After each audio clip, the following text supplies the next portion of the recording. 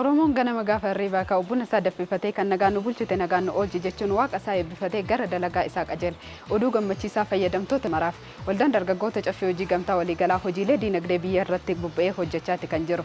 Kanuma wal qabatee ammas bifa haaraa ta'een dhiyeessii bunaa biyya keessaa diriirsee hojjechuu irratti argama. Dhiyeessii kanaanis maal fakkaata kan jedhu mana kuusaa bunaa kan isin daawwachiisnu ta'a. Hanga xumuraatti nu faana tura.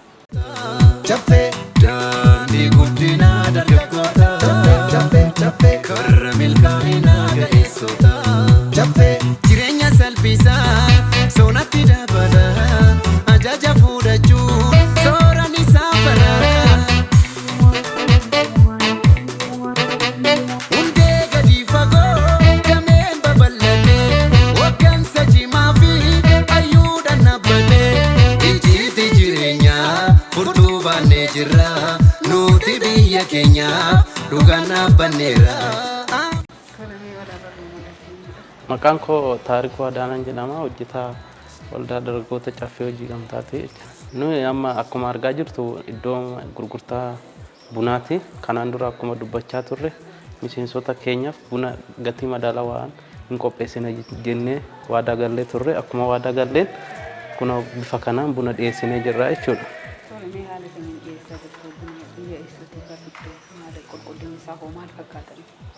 Haalli bunaati akkaataa qulqullina isaatiin gargar ba'a. Fakkeenyaaf amma asitti akkuma argaa jirtu buna biyya afurirraa kan dhufedha jechuudha. Fakkeenyaaf sadarkaa tokkoffaarra kan jiru kun buna Jimmaa sadarkaa tokkoffaa an jedhamu birrii 350 gurguraa jechuudha. Alatti naannoo birrii 450 hanga 500 gurguramu jechuudha.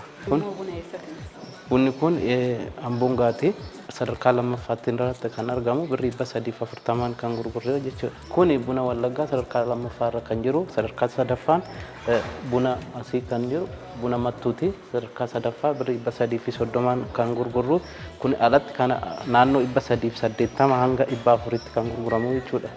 Bifa kanaan asitti qopheessinee argannu. Dhaloota dhokatee wal qabnee mul'ifna. Daandii guddinaa dargaggoota karra milkaa'ina ga'eessota. Daandii guddinaa dargaggoota karra milkaa'ina ga'eessota. Salphata singeenyee aarsaa kaffalleerra bu'aa bahii baanee hundaa gonfanneerra.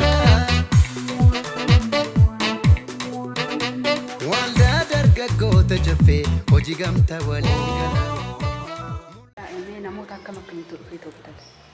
Kuni bunni akkuma argaattu naannoo iddoo gurgurtaati kuni namni kamiyyuu ufee asii bitachuu hin danda'a. Miseensa miti miseensa hunduyyuu ufee asii bitachuu hin danda'a jechuudha. Kiiloo gimmaashaa kaasnee hanga danda'a bitachuu hin danda'u jechuudha namni kamiyyuu ufee asitti.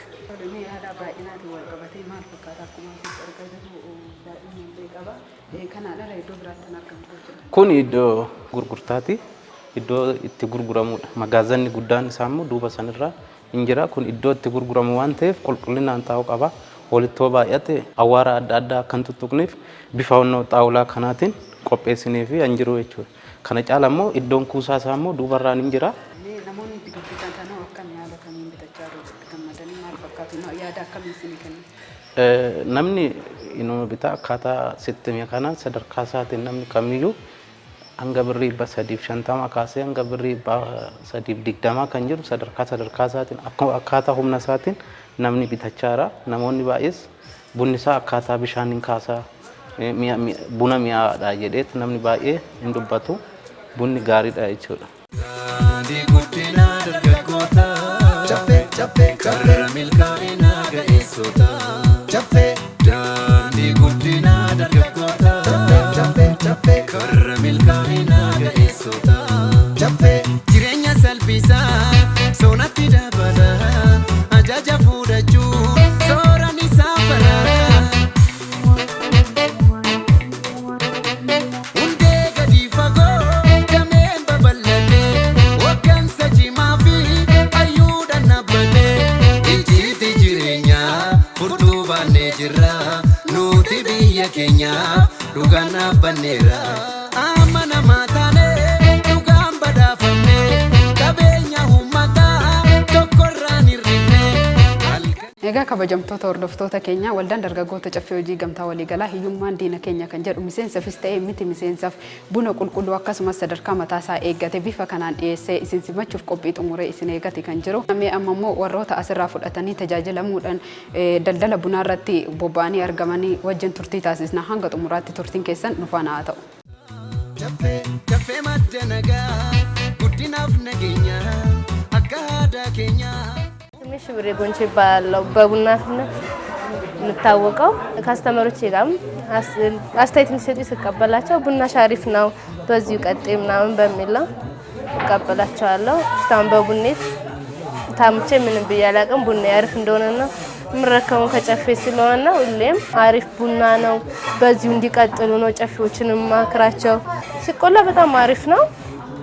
በቃ ምንሆንም ማይተሽ አይደለም ሲቆላ ጣዕሙ ምን ሁሉ ነገር አሪፍ ነው። ሲቆላ ባሳያችሁ ደግሞ የበለጠ አሪፍ ነው። ስቀዳላችሁ ማሳያችኋለሁ አሪፍ ነው። ከየት ነው የገዛሽው? ቡናው በጣም ያምራል የሚሉኝ። አዎ ቡናውን የገዛው ከጨፌ ነው።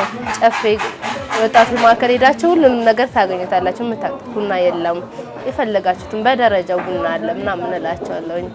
ጨፌ ከረሚልካሪና ገኢሱታ ጨፌ ዳኒ ጉዲና ደገጎታ